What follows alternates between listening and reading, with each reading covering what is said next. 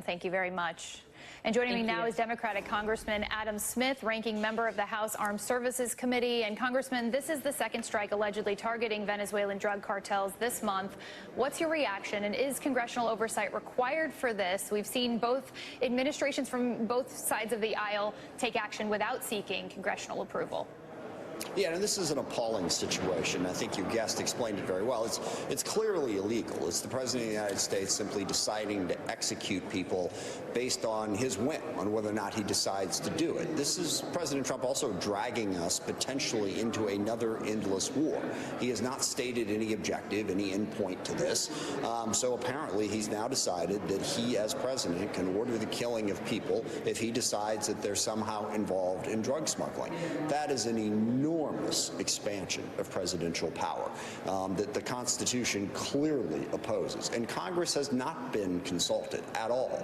There is no evidence that has been provided whatsoever that they are even striking what they say they're striking. Basically, the president is saying, take my word for it, I can do whatever I want. And this is part of the larger theme of President Trump just basically ignoring Congress, ignoring the Constitution, ignoring the law, and concentrating power in his own hands. We are basically no longer a constitutional republic with Trump president. He is a apparently democratically elected monarch. So there's been no explanation. This is a dramatic expansion of presidential authority, and all Americans should see the risk and danger in allowing this to continue.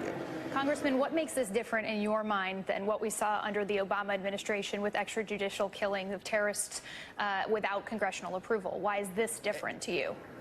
Two things. One, those things that were done, by the way, with multiple administrations, from Bush through Obama and Trump and Biden, there is an authorization for use of military force from 2001 in response to the 9/11 attacks. Number one. Number two, in many cases, one of the strikes that President Obama undertook was against a man named al-Awlaki in Yemen. He had put bombs on 2 airplanes that had been diverted at the last moment coming into the United States of America. That was an imminent and direct military attack on the country. Every president prior to Trump has offered up a legal rationale. Now, people will disagree with those legal rationales. Well, did the 2001 AUMF really apply to this particular situation? Was Article 2 really legitimate in this situation? But here, there's no effort by President Trump to even justify it in any sort of rational way. Well, to that point, Congressman, sorry to cut you off there, but to that point, the Trump administration has claimed that this is self-defense as a legal justification for the first strike, and saying that drug cartels do pose a threat to our country. If these are indeed boats ferrying deadly drugs into the U.S., is attacking them an act of self-defense? Yeah, it's not, the law isn't if they pose a threat, as loosely defined. It's if they pose an imminent violent threat, if they are attempting to attack the United States of America. Now, yes, drugs are a huge problem, and we should be focused on stopping drugs from coming into the country. But think about it.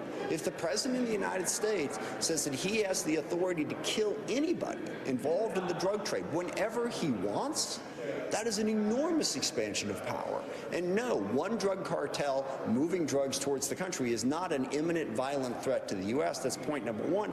Point number two, again, they haven't even proven that that's what this was. They refused to brief Congress to show us the intel that says, here's how we knew who these people were and what they had. So he's acting unilaterally in a way that I think is illegal and incredibly dangerous. As we've reported on a different subject here, Israel is carrying out its ground offensive in Gaza City today. You've called for the U.S. to leverage certain arms sales to Israel over the humanitarian concerns in Gaza. Israel claims this operation is necessary to deal a blow to Hamas, try to free the hostages. So how should the U.S. be responding to this, in your mind? The U.S. should be putting pressure on Israel to stop the war in Gaza. This war has been going on for almost 2 years now. I remember I was in Israel in March or April of 2024 when Benjamin Netanyahu told me and those with me that the war was going to be over in a matter of weeks. Well, they've been prosecuting the war now for 2 years. They have massively degraded Hamas, not to mention Hezbollah in Iran as well. But military leaders now say there's nothing more militarily that can be achieved in Gaza. If you're going to defeat Hamas, you're going to have to create an alternative to Hamas. And invading Gaza City is not not going to do that. I just don't think there's going to be a military objective achieved, and the humanitarian crisis is at a crisis point. It has been going on for a long time now. It is devastating, and some relief is needed. Continuing the war, I think, is a mistake, and I think President Trump should put pressure on Benjamin Netanyahu to stop the war in Gaza. How can pressure be brought to bear on Hamas as well so that we do see a relief for the citizens of Gaza and we also see the release of the hostages? Yeah, no, and I agree with that. And look, I have supported Israel for a long time in this conflict precisely for that reason. Hamas has driven this conflict, make no mistake about it, but pressure has been put on Hamas.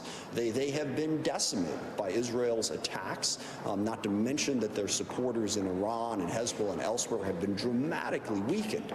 We're just in a different place now. And I'll tell you, the best way, as I said, to weaken Hamas is to support Palestinian alternatives to them.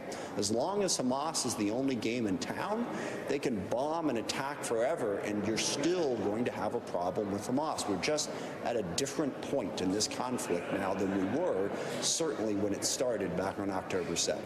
Congressman Adam Smith, thank you so much for spending some time with us today. Thanks for the chance. Still ahead, a new legal twist in the case of Luigi Mangione, the man accused of killing the United Healthcare CEO.